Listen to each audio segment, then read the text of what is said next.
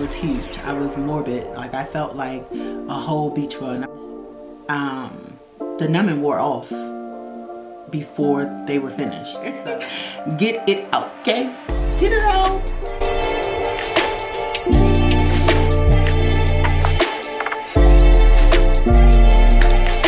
Hello guys, welcome back to my channel. For those of you that don't know me, my name is Erin. This channel is about real life stuff, whether it is style, fashion, hair, entrepreneurship, finances, food, lifestyle, diet. It's about everything. It's about my whole real life. So everything that I do and everything that I encounter my entire life. And today I decided to have a quick Q&A session because I've gotten so many questions about my surgery, and so I just decided I was going to come on here real quick, do like a quick session to kind of explain to you guys some things, to answer some questions that I've gotten that I've piecemealed here and there. Friends have asked me in person, and I've seen so many questions that come up on my actual videos that I figured I would just put it all here for the individual that might be looking for information to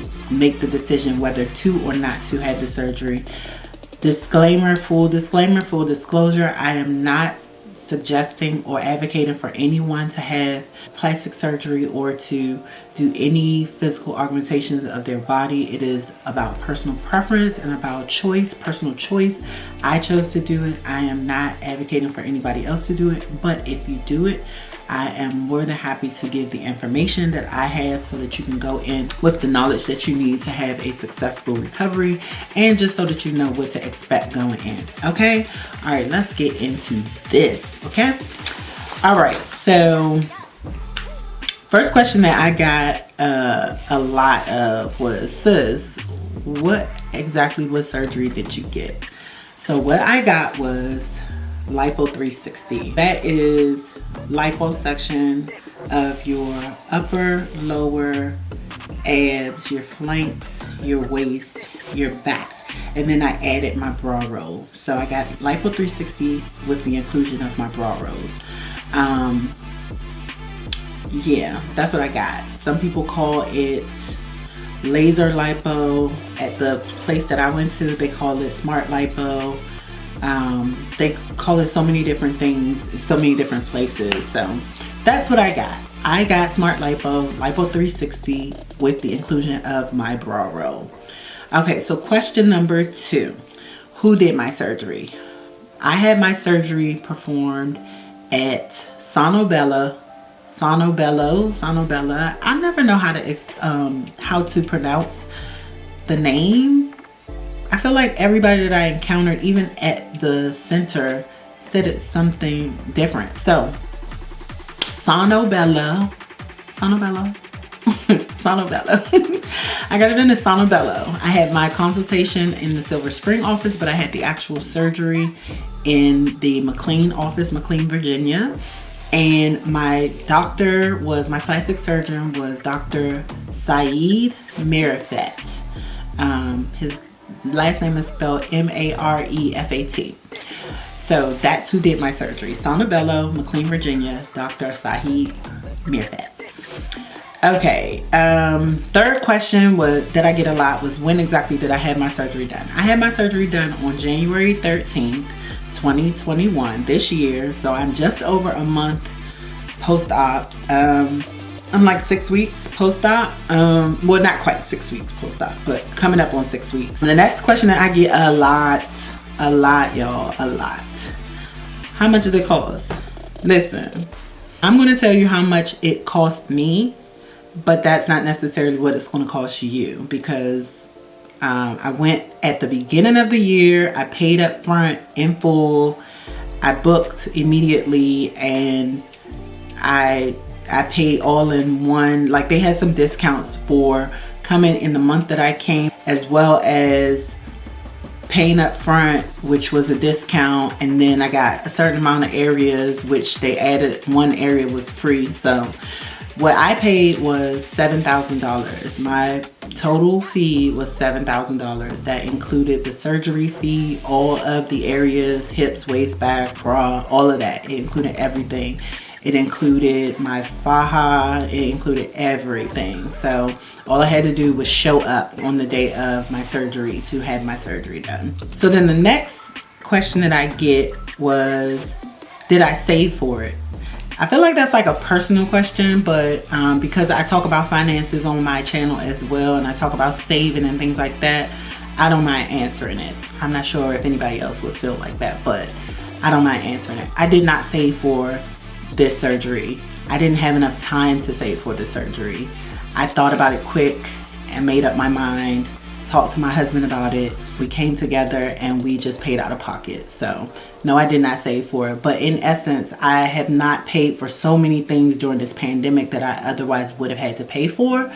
So it allowed me and afforded me the ability to just use my funds out of our bank account. So no, I did not save for this. I was not aware of all of the costs afterwards either that would, you know, be necessary. So I probably should have saved for it, but no, I didn't save for it. Then the next question is, how long did I do research? Sis, I did not do research for a long time at all. I went on my vacation, my anniversary vacation in September, and I was huge. I was morbid. Like, I felt like a whole beach ball. And I'm going to show you a clip somewhere here where I was at the beach, and not the beach, I was at the pool, and my stomach was like out of control, like out of control. Pandemic has been straight disrespectful to me. So that was in September of 2020. Then I went to the harbor for my birthday weekend in November, and I was just sick of it. Like, I was sick of looking down, couldn't see my hoo-ha, couldn't see nothing, like just sick of it. So I had a conversation with my husband, had a conversation with a couple of my friends, and my friends gave me some information from research they had been doing for months, years, however long it took them to do their research. I respect them, and I trust their judgment and trust their information. So I called a couple of the places that they gave me, got on somebody's book immediately, went in the next month, and then made the decision at my consultation. So I maybe did research for about a month, if that, and that was just for once I figured out where I wanted to go, research about the places that I wanted to go. It wasn't even about the actual surgery or anything. I knew I wanted to be awake, and I knew I wanted a short recovery period. So what I thought would be a short recovery period, not short, I'm still recovering. So I went with who I went with. Like, it was quick. I'm a love at first sight type person, and if I think about it too long, I'm going to talk myself out of it. So I thought about it, made the decision, got on the book, got in the door, got the surgery done, got the fat chopped. Chop, chop. Okay. How painful was the procedure? Oh my God. It was painful. It was painful. Only because I have a really high tolerance for numbing medicines and like anesthesia. Like, you gotta shoot me up like a racehorse. Like, tranquilize me like you are about to shoot that horse or that gorilla over there. Like, you cannot expect me to go down with the basic. I need so much more. And I'm not even that big of a girl. Like, I have a broad frame, but I'm not that big of a girl. But my body can handle some medication. So the doctor just numbed me like they would numb anybody else. And the numbing wore off before they were finished. So I literally felt everything that they were doing for the last 20 to 30 minutes of the procedure. And it was very painful. I felt everything. Did not feel like a tickle. Did not feel like, no, it hurt. Okay, hurt. Very painful. Very painful. Very painful. Very painful. Okay, so very painful. So, but that's my experience. That's not necessarily going to be your experience. A lot of people said that they didn't have the same experience that I had. A lot of people said they didn't felt anything. They felt like, you know, they could feel the doctor tickling their ribs or tickling their stomach, whatever. No, sis, I felt it. It was pain. But like I said, that was my experience, not yours. So do everything that the doctor tells you to do. What I will say is it wouldn't have helped with the pain meds though, because I just needed more. And at the point when I came out of the anesthesia and was feeling it, he was already towards the end of the procedure. I'd already spent my money. I needed him to get that fat up out of there, so he wasn't going to stop because I was in pain. No, doc, keep going. Like, get it all up out of there. Get it out, okay? Get it out. Chop that fat. Okay, so then the next question, do you have immediate results? So when I came from surgery that evening, I was so swollen. Like, I was in a size 2X faja when I was leaving the surgery center. I typically wear an extra large shirt, a size 10, 12 in jeans. But this particular day, like after surgery, I was so swollen, like 2X. 2X, I've never bought anything that was 2X ever in my life. I've never. But what I will say is after about the 5th day, I could not fit the 2X garment, the compression garment anymore. I couldn't fit it. Like, it was loose, it was dragging my skin. So when I got to my 1 week post-op appointment, they gave me the 1X because so my measurements went down to 37, 37, 47. So because my butt is a 47, that falls in the extra large category, but my waist fell in the large category. But they had to do it so that I could get it on. So I put the extra large on, and I could only wear the extra large for like 4 days before it was too big. So I was coming down quickly, but I did not have immediate results, so to speak. My lips are so dry, and I do not have anything in here. I'm just gonna push through this, y'all. I'm gonna push through this. Just disregard your girl lips.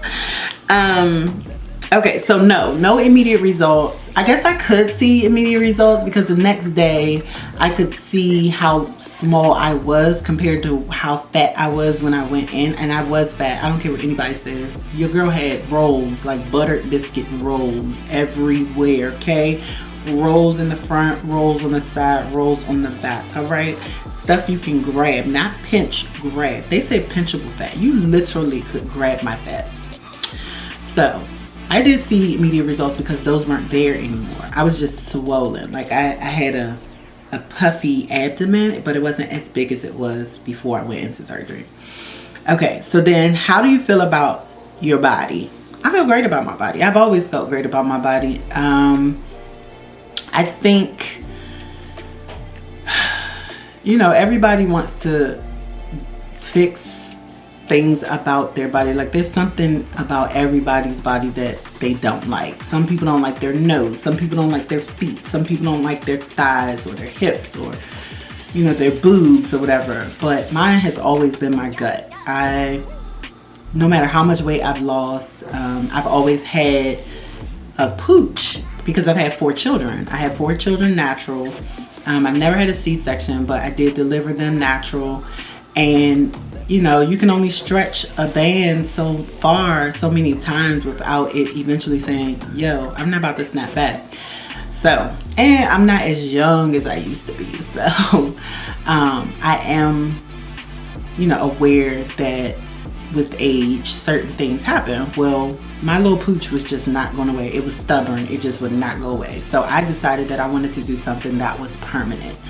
And that is why I chose to get Lipo 360, because I want my fat in my gut to be gone forever. No matter how much weight I gain anywhere else, my gut is the only place that I have emotional trauma tied to. Like, I really need my gut to be flat. So, I love my body, but I just really need my gut to be flat. Like, my abdomen has to be super flat. Okay. Would you ever do it again? Absolutely. If I had not done it, I would definitely still be slated to get it done. Like, pandemic has made me change so many thought processes because so many things have happened over this last year that got me all topsy-turvy up here. So, would I do it again if I needed to or I felt I had to? Yes, I would. I would definitely get Lipo 360 again. I don't have enough fat anymore to get it again because I was not that big, but I was big enough to feel big. So yes, I would definitely do it again. Okay, the next question was, why did I get it done? I think I explained that. I have a gut. It never goes away, no matter how much weight I lose. I lost 30 pounds in 2017, and my gut was flatter, but it wasn't flat. Like, I still had to suck my stomach in if I wore a bathing suit, or I would always have to wear a cover up, or, you know, I just didn't feel comfortable. So, and my back fat, oh, it didn't go anywhere. My back fat didn't go anywhere when I lost that weight. Like, I had back fat. Like, it was hanging over top of the dress. And I'll put a clip of my vow renewal here. This is the dress that I wore. This is what I look like in the back. So I lost the weight, but you can even see like a little puffy part in the front of my dress. And I had on compression garments underneath that dress. So it still was not all the way sucked in, but so that's why I decided to get Lipo 360. The next question that I get a lot is, what's the maintenance? It's a lot of maintenance for Lipo 360. For any plastic surgery, nobody tells you that you're not going to get up off that table snatched. I legitimately thought I was getting off that table.